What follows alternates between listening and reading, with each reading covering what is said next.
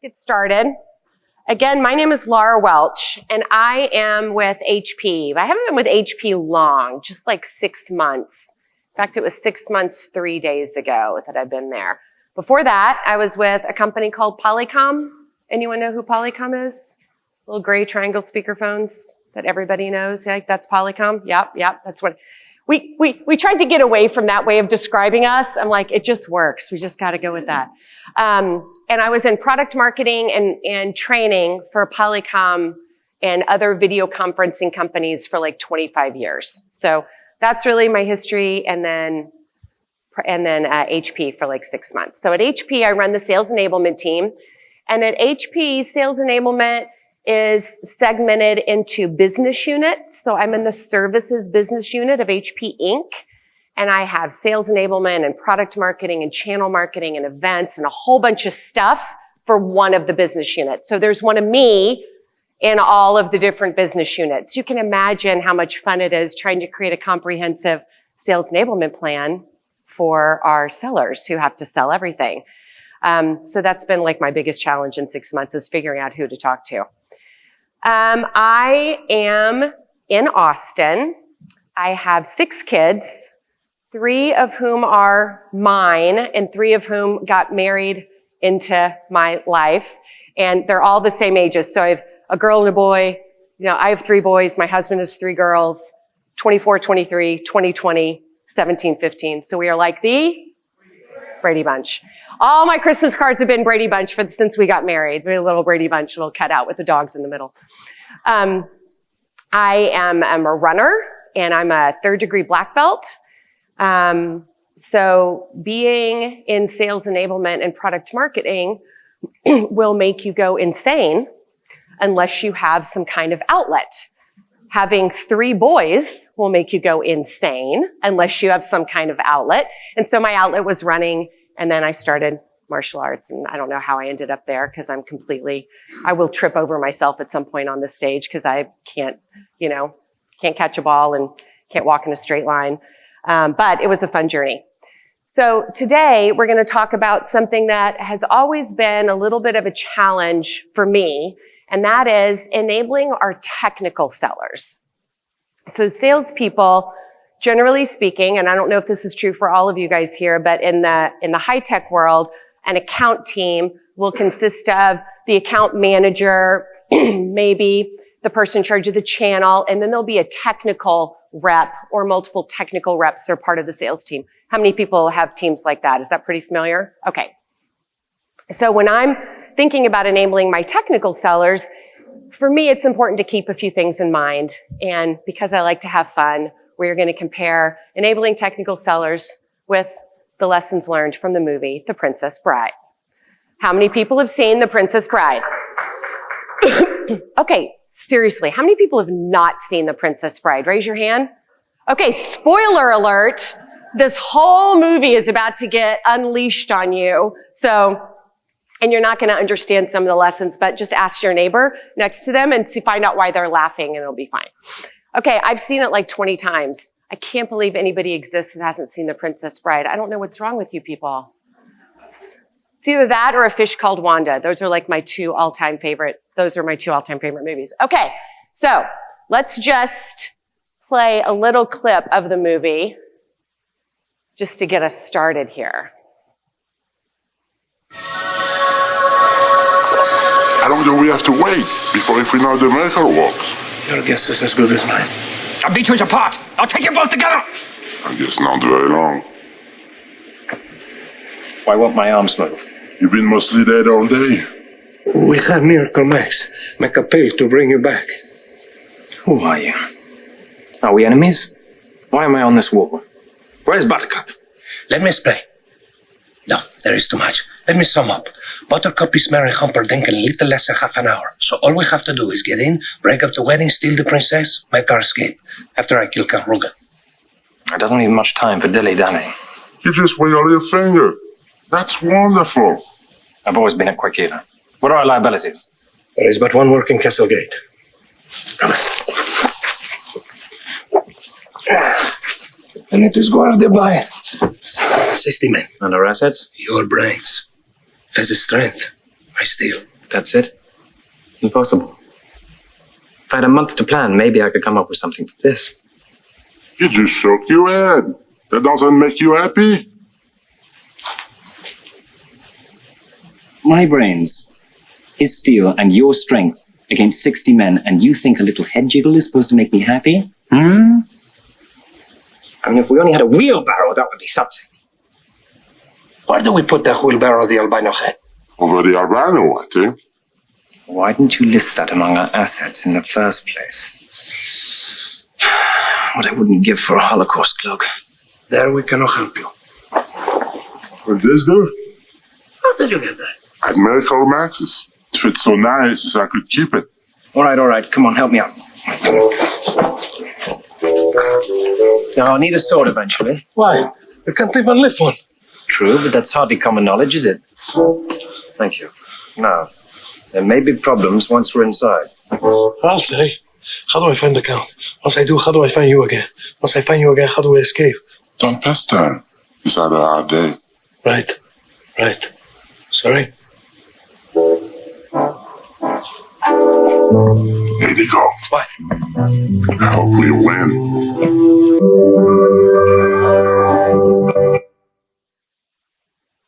Okay, how many people feel like you have an impossible mission and you have 60 guards in front of the door and you're supposed to get into the castle and it's impossible and you say, maybe if I had 6 months to plan, maybe I could do it, but this, absolutely not. How many people have ever felt like that in sales enablement? That's like the definition of sales enablement right there. That's all it is. So we're going to look at some lessons learned from The Princess Bride and training sales enablement, or training your sellers, specifically technical sellers. So first thing, as a sales enablement leader, it's very, very important to establish your goal. Wesley and Buttercup wanted to be together forever. That was the entire point of the movie, was to make sure those two ended up together. What's your goal? So when you look at why are you doing sales enablement? Why does sales enablement exist in your company? What are some answers? Why does sales enablement exist in your company? Make the reps productive. What else? Sell more stuff. Yep. What else? Improve time to ramp. Yep. All good. And anything else? Expanding the product ecosystem. Okay, great. All those are valid. It's important to know what your goal is. And your goal should align with the goals of your sales leadership and with the leadership of your company. So for some people, for some organizations, sales enablement is in existence so that their sales reps can sell more, make more money, and increase revenue of the company. That's valid. For some, it is to increase market share. And that's the reason that sales enablement exists. For some, it is increasing pipeline and ramp, time to ramp. They're selling enough. The salespeople are productive, but it just takes them too long to get productive. So we want to shorten the amount of time it takes to be productive. All of those are very valid. It's really, really important that you know what's valid for your company and why your sales leadership thinks that you're awesome or why they think you're failing. Because if your goals aren't aligned with their goals, you'll meet your goals and then they will say sales enablement's not effective. So 1, make sure that you know your goal. All right, let's look at our lessons. So when I'm a technical sales rep, and I get brought into the account and I walk in, what is the first thing I'm likely to just start doing? Start showing the product. What else? Start prescribing. What else? Get way down into the technical details. Yes, what else?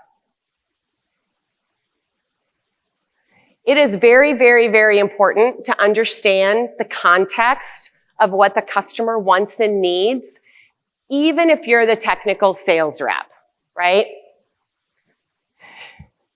I have a joke that may be inappropriate, but it does illustrate, so we're just going to go for it, even though I'm on camera. Jordan can cut this out if he thinks it's bad. But this little girl, 6'7", goes up to her dad, who's sitting in his Barcalounger, and says, "Dad, what's sex?" And he's like, "Oh, so young. I thought I had years to figure this out."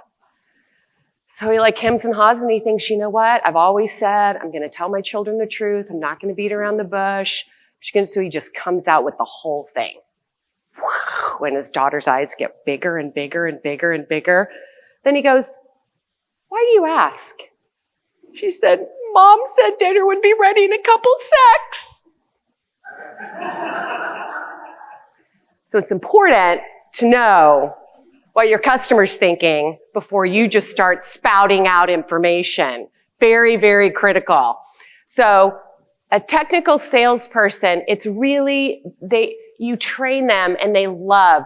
Technical salespeople, you don't even have to threaten them to get them to go to training, right? I mean, the technical salespeople I know, you can hide training in your intranet, in your SharePoint, in random places around your company, and they will find it, and they will take it, and they will likely give you feedback on the training. So a salesperson, an account manager, you have to pay them to take their own training. But a technical salesperson, you don't. The critical thing with them is making sure that the technical salespeople are not bombarding the customer with information they didn't ask for, and they're not going down some rabbit trail. All right. Number 2. My name is Inigo Montoya. Prepare to die. Remember that one? Okay. Funny story. I walked into 7-Eleven, a random 7-Eleven. It wasn't even in my city. I was driving somewhere. I don't know where I was going. Anyway, I was driving somewhere, and I walked into 7-Eleven to get whatever, water, something. And what was it? Oh, someone said in the store,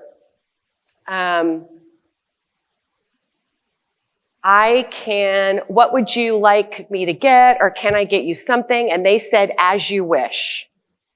And someone else across the store goes, "My name is Inigo Montoya, prepare to die." And someone else across the store goes, "Inconceivable. You keep using that word. I do not think that it means what you think that it means." There were 6 people in the store, and all 6 people, including the clerk, were spouting out Princess Bride quotes, and we were all really related and friendly after 5 minutes of being in a random 7-Eleven together. We almost exchanged phone numbers. I mean, it was that close. It was super fun. So, my name is Inigo Montoya, prepare to die. If you haven't seen the movie, again, spoiler alert, he says this about 100 times in the movie. He just wants to kill the guy that killed his father, and he wants to find the 6-fingered man. When you are training a technical salesperson, one of the things that's really important is that you have them practice their pitch. You have them whiteboard it. You have them practice it with each other. You record it. We talked about Sales Loft. There's a lot of awesome sales enablement tools that'll allow people to record, listen to each other's pitches, listen to how it's happening. It's important, especially for your newer technical reps. You can learn the technology. How many people have the experience of you get told something and then you go to repeat it and you don't remember anything? Like you were told and it made perfect sense and you're like, "I totally got this." And then you go to tell somebody else and you can't remember like the very first step, like the very first thing. So you don't want your technical salespeople to be like that in front of the customer. So you want them to practice, repeat. You want to give it to them in different ways. You want to give them written information and then video information and then play a game. Like you want to do it different ways. So repeat. Is there anything else along those lines that you guys are doing with your technical reps that are super effective? Do your technical reps like playbooks? Mine don't. Our salespeople do. My technical reps don't. They love matrices.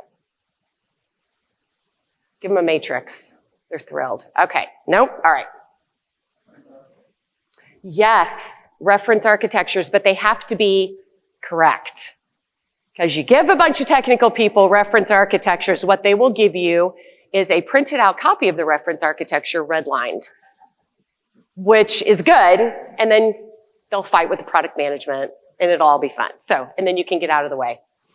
All right, lesson 3. I am not left-handed either. Anyone remember this part of the movie? Okay, this is like my favorite part of the movie because I'm left-handed, and I always notice when people in movies are left-handed, and I didn't know, so they start this amazing sword battle up on rocks, and they're all over the place, and Inigo Montoya says, "You're doing very well, but I have to tell you something. I'm not left-handed." And he flips the sword up into his right hand, and Wesley goes, "Yes, but I'm not left-handed either." And he flips his sword. They were both left-handed. Anyway, it was hilarious. And for technical salespeople, one of the things that you do in front of a customer is you do demos, right? How many people have the experience that the demo works every single time, all the time, until you're in front of a customer? If you haven't ever done a technical demo, you think I'm kidding. I'm not kidding. It literally will work every single time until and unless you're in front of the customer. So you have to be prepared for every eventuality. So what does that mean for you as a sales enablement leader? That means teach them how to do the demo. Have them practice it, have them do it, but also give them a video of the demo. So if the demo doesn't work, they can play the video.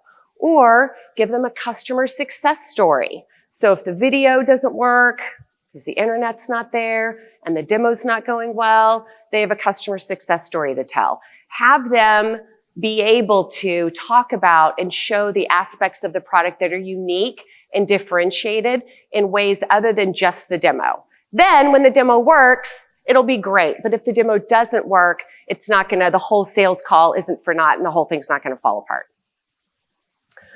Okay. How are we doing on time? Good. Inconceivable. Anyone remember this part of the movie? Inconceivable, inconceivable. I said inconceivable to my children for the first 18 years of all of their lives. Inconceivable. And they would say to me, "You keep using that word. I do not think that it means what you think that it means." So, inconceivable. If it's not working, try something else. So,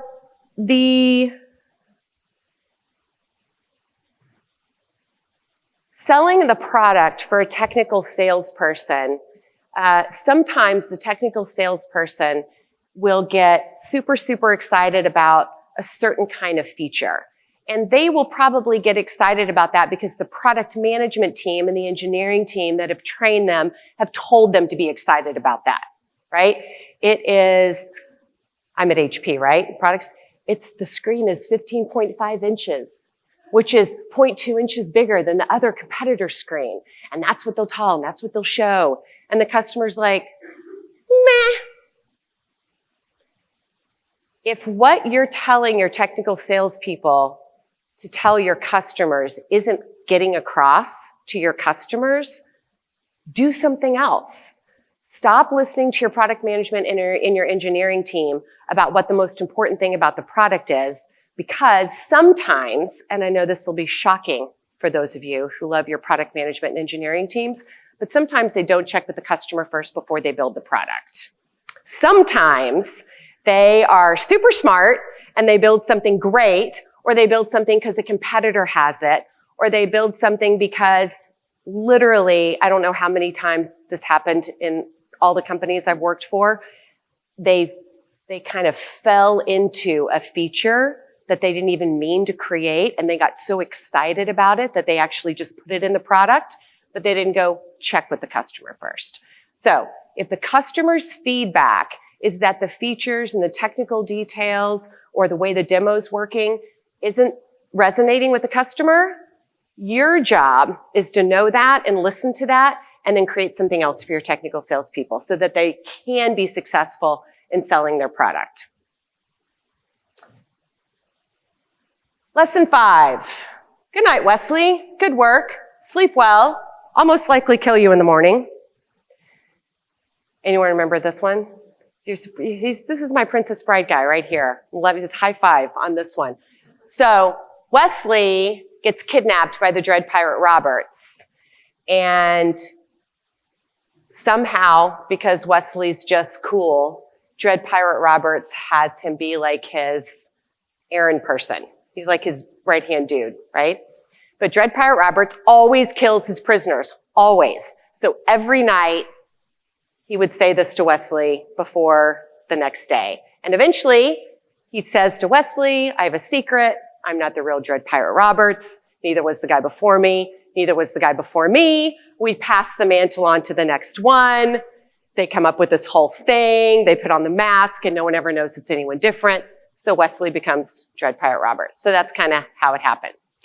Now, the screen messed up my matters word. The important thing about this for sales enablement is that kind of back to the very first thing we said, what's your goal? There's a lot of different things you can do in sales enablement, especially for your technical sellers. You can do role plays, you can do reference architectures, customer case studies, you can make videos, you can do podcasts, there's a lot of different things you can do. It's very important to keep your eye on the goal, and it's important to measure every single thing you do. For how many people is measurement one of the key things that you do in your job? Okay, it should be. A sales enablement leader has to measure everything. One of my bosses told me one time, if you can't measure it, it doesn't exist. And there's nothing truer. There's no place that's truer than in sales enablement. If you can't measure it, it doesn't exist. You have to figure out a way to measure it. Everything can be measured. Even if the measurement is you send out a survey and then you get some kind of survey result. I have created a sales enablement satisfaction index, which is an index of, 7 satisfaction measures, and I bring it together, and that index is on a scale of 1 to 5, and my goal is to keep it between 4.5 and 5, and I measure that every quarter based on the activities that I run. Sales enablement is one of those departments in a company that sometimes is hard to see the ROI from the company leadership perspective. So if you can't prove that you are actually making a difference, not just because people say that you're awesome, because everyone says sales enablement leaders are awesome, because we're super fun people to be around, but not just that you're fun to be around, but that you can show them actual things that you're producing. You will be the first one to have your department cut. When you go need more people or need more money or want to run a program, they'll say no. But if you can show them and show them that what is happening is being effective and what you're doing is being effective, then you will be in good shape. All right. Have fun storming the castle. So before I go over questions, it really is very important to it's important to keep the context in mind of what it is you're doing and why you're doing it. So let's take a little example here. Math is not my forte, so I wrote down all my math answers, and one of you still is going to find fault with it, which I'm going to go with your thought. But let's just say we have a company and there's about 500 sellers in your company. Anyone have a company that's about 500 sellers? Less? How many people are you like less than 500 sellers? Okay. All right, good. So most of them are smaller companies. Let's say this company with 500 sellers has about a $500 million annual revenue. Okay? If your salespeople work 50 hours a week, which is average, right? Take a couple weeks off for vacation, and they work about 40 hours a week, which is probably light for a salesperson, they are making the company $500 an hour. $500 an hour. So if what you're putting in front of them isn't worth $500 an hour per rep that you're taking out of the field, then you are doing something wrong. Don't put something in front of your salespeople that isn't worth $500 an hour per person. When I first started, this is a context that somebody gave me that I love, and it's changed my entire way of thinking about being a sales enablement professional.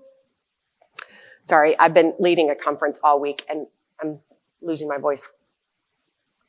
I would train my technical sales reps, and here's what I would do. I'd put it on the calendar. I'd call the engineer, the product manager, or some of them, and I'd say, you guys have to lead a webinar about the new product or the new update or the new feature, and it's at 10 o'clock, and there's one at 10 o'clock at night, and I'd get there okay, and they'd jump on the call, and people would join, and I'd introduce them, and then I'd bail the call, because why should I have to be there? I don't even care about the technical information. So I would go, and then I would go back to my little spreadsheet, and I would say, check. I trained my salespeople on the product. Check. We did a webinar. Check. 38 people showed up. 238 people showed up, whatever, right? In my mind, I had done exactly what I was supposed to do, which is provide them with training. What I was doing was being an event and webinar logistics person. That's what I was doing. What I left the salespeople with was an unprepared person who showed up with random slides that I hadn't checked and had no idea what they were talking about. They could be entertaining. They could not be entertaining. They could be all over the place. They could have not shown up. And then I get mad at them for not showing up, only I didn't confirm with them the day before, right? They just didn't show up. So in that scenario, they still may be the right people to have on the call to train your technical reps. But what you do is you give them a template. You review it with them. You say, what are the 3 key things that you want these people to learn and remember at the end of the call? Let's put those at the front of the presentation, and let's put those at the end of the presentation. Don't overwhelm them with too much information, right? You check to make sure their slides look normal. I'm not saying they have to look perfect. They're technical slides, but they can have 5 different fonts and, 2-point font places. You have to check it. What you put in front of your salespeople has to be worth, in this case, $500 an hour per person. You can figure out what your salespeople are worth, and keeping that in the back of your mind is a really, really great context to think about your onboarding program, anything you do with them. You also want to think about, you don't want to spend too much of their time, right? They can't be in training all the time. Otherwise, then they're not out selling. So there's a balance. Is this important enough? Is there some other way I can get this information out to them? Is there some way I can do it in a shorter amount of time or less lift from them to get the information into their brains? How can I do that? It's your job to be creative and thoughtful and fun. And who was saying this earlier? I think it was you. You have to, if it's not working, try something else. Try it out. Try it out on a small group of salespeople and see, get their input and get their feedback, and then change and do it. You want to be the person that people love to come to ideas with. I have an idea. I have a different idea about a different webinar. I have an idea about this.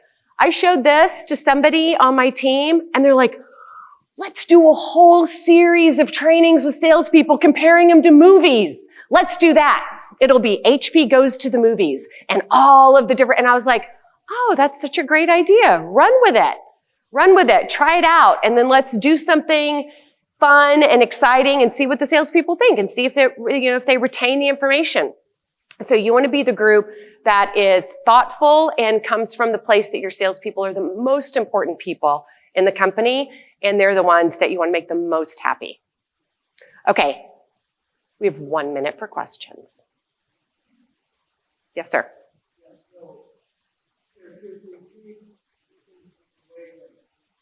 Yeah.